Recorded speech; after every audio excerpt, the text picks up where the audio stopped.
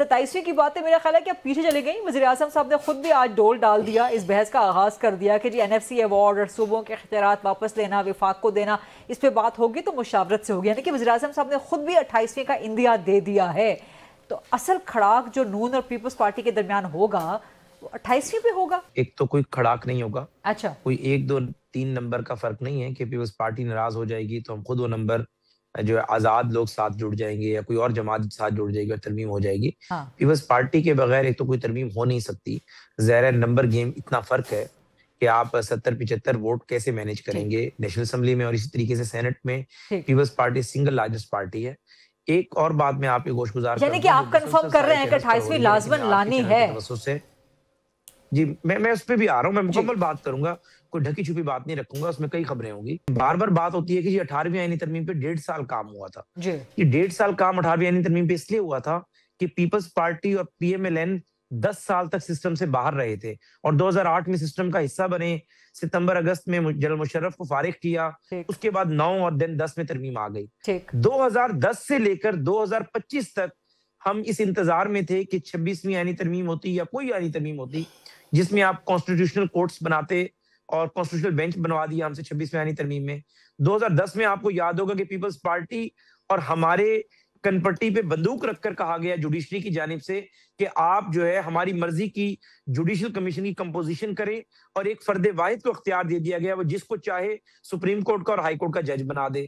آپ کو یاد ہوگا کہ اس وقت ہمیں کانسٹیٹیوشنل کورٹ بنانے سے روکا گیا اور کہا گیا کہ اگر آپ بنائیں گے تو ہم اس کو ٹرن ڈاؤن کر دیں گے.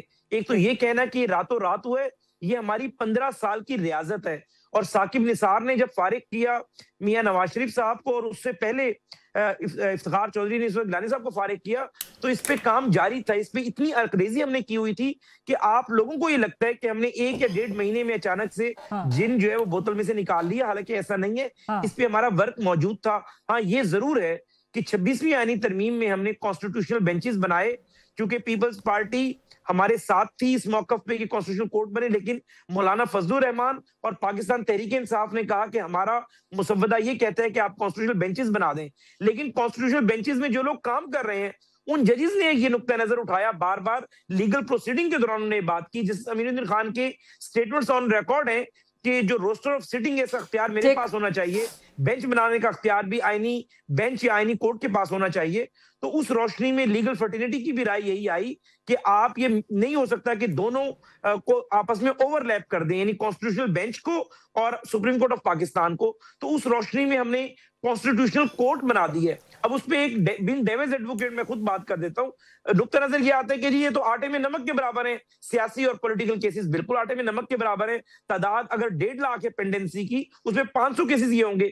لیکن مجھے آپ یہ بتائیں کہ ہفتے میں 5 ورکنگ ڈیز ہوتے ہیں سپریم کورٹ اور ہائی کورٹ کے, مہینے میں 20 ورکنگ ڈیز ہوتے ہیں. 15 دن تو یہ سیاسی اور آئینی مقدمات گزار دیتے ہیں, کیونکہ اس میں بڑے بڑے نام وکیل ہوتے ہیں, بڑے بڑے فیسز ہوتے ہیں فیصل چودھری صاحب کی طرح, تاکہ جب ان کا فیس دیکھتی ہیں عدالتیں تو ان کے کیسز میں لمبی پیشیاں نہیں دیتی. ورنہ عام غریب آدمی کی تو مرڈر ٹرائل کی اپیل لگی ہوئی ہو, وہ تو 3 سال اس کی پیشی نہیں آتی. اگر ریونیو کا کوئی کیس ہو سول کورٹ سے اپیل سیشن کورٹ سے ہائی کورٹ, اور ہائی کورٹ سے سپریم کورٹ, 13 سال پینڈنسی چلی جاتی ہے. تو ہم نے یہ کیا کہ جو آٹے میں نمک کے برابر کیسز ہیں لیکن وقت وہ 90% لے جاتے ہیں, ان کو ہم نے کہا کہ آپ کانسٹیٹیوشنل کورٹ کی طرف دے دیں. پہلی بات تو یہ ہے کہ حذیفہ یہ کہہ رہے ہیں کہ جسٹس امین الدین خان کی ریکمنڈیشنز پہ 27ویں ترمیم آئی ہے, اور انہوں نے کہا کہ یہ بینچ میں جو انہوں نے آبزرویشنز دیں یا اسٹیٹمنٹ, جائے تو اسٹیٹمنٹ نہیں دیتے, پہلے دفعہ میں سن رہا ہوں کہ ان کی ریکمنڈیشن پہ 27ویں ترمیم آئی, اور انہوں نے کہا کہ میرے اختیارات کم ہیں, اس کو زیادہ کیا جائے. تو یہ تو بڑی عجیب بات ہے. یہ تو پرسن اسپیسیفک یا کسی کی ڈیمانڈ پہ, اگر ججز کی ڈیمانڈ پہ لیجسلیشن کی گئی ہے تو زیادہ آبجیکشنیبل بات ہے. حذیفہ اگر صحیح کہہ رہے ہیں تو. دوسری بات یہ ہے کہ چارٹر آف ڈیموکریسی جو کہ یہ آسمانی صحیفہ دونوں نے سائن کیا, اس میں صرف یہ تو نہیں تھا, اس میں تو بہت ساری اور چیزیں بھی تھیں جس میں لوکل گورنمنٹ بھی تھی, پروونشل فائنانس کمیشن تھا, جو کہ میں نے کہا نا کہ پیسوں کے علاوہ یہ ہر بات کریں گے, کیونکہ NFC میں چلا جاتا ہے صوبوں کو حصہ, صوبوں سے ضلعوں کو نہیں جاتا. وہاں پہ چیف منسٹر سارے ہیں وہ بیٹھ جاتے ہیں. اب یہ وہاں پہ ریفارمز کرنے کو تیار نہیں ہے, کیونکہ وہاں پہ لوکل گورنمنٹ کو بھی اس لیے سائڈ لائن پہ رکھا کہ آج تک 2008 سے 2009 تک سے آج تک انہوں نے جب بھی کوئی پہلی 18वीं तरमीम के बाद 26वीं 27वीं तरमीम आ रही है ना, तो बीच में तकरीबन 10 तरमीम हो गई, 9। कब इन्होंने मुतालबा किया आईनी कोड बनाने का नून ने और पीपल्स पार्टी ने? वो कह रहे हैं कि साइलेंट डेलिब्रेशंस चल रही नहीं, साइलेंट डेलिब्रेशंस कोई डेलिब्रेशंस नहीं होती है।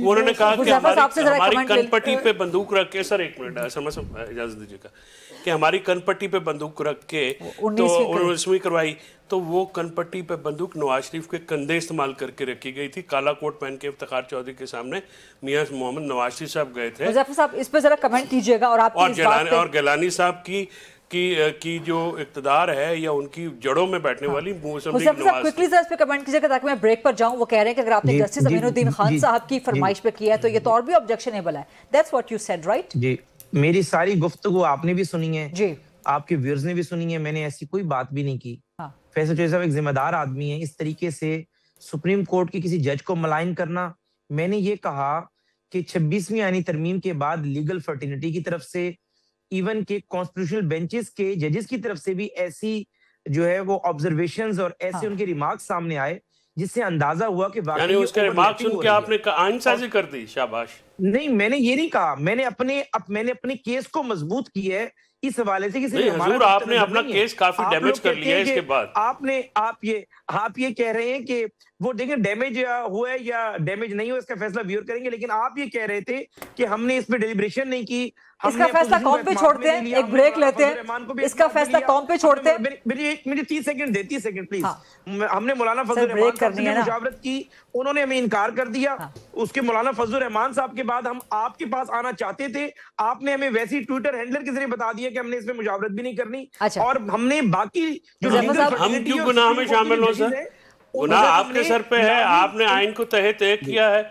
जिस तरह से जूलियस सीजर सेनेट की लाइव प्रोग्राम है पे मर्डर हुआ, आपने आइन पार्लियामेंट में मर्डर कर दिया। ये लाइव प्रोग्राम है तो ब्रेक लेनी है, तो कमर्शियल अगर कोई लेट हो रहा है तो फिर हुज़ैफा रहमान के खाते में, हुकूमत में इनके खाते में जाएगा। हुज़ैफा साहब आपकी इजाजत से एक ब्रेक लेने दे, नहीं ऑन एयर जाना चाहिए। ये हुज़ैफा साहब जो कह रहे हैं ये बात ऑन एयर जानी चाहिए, ये सुनवाएंगे हुज़ैफा साहब। जी हुज़ैफा साहब, मैं वही कह रहा हूँ, मैंने कहा आपका रेट बढ़ा देंगे जो हमारी वजह से कम हो रहा है, वरना मैं जाती जेब से दे दूंगा। मेरी बात पूरी होने दें। जो फैसल चौधरी साहब ने मुझ पर तोहमत लगाई है, उस तोहमत को मैं क्लियर करना चाहता हूँ कि सुप्रीम कोर्ट या किसी जज की फरमाइश पे नहीं, हमने सब स्टेक होल्डर्स की राय जानने के बाद ये तरमीम की है। हो गया क्लियर। सर जो बोल ज़बानों निकल गया वो तीर कमानों निकल गया हुज़ैफा साहब। ये कहा नहीं, मर्जी है, अच्छा चले आप ब्रेक लेते हैं।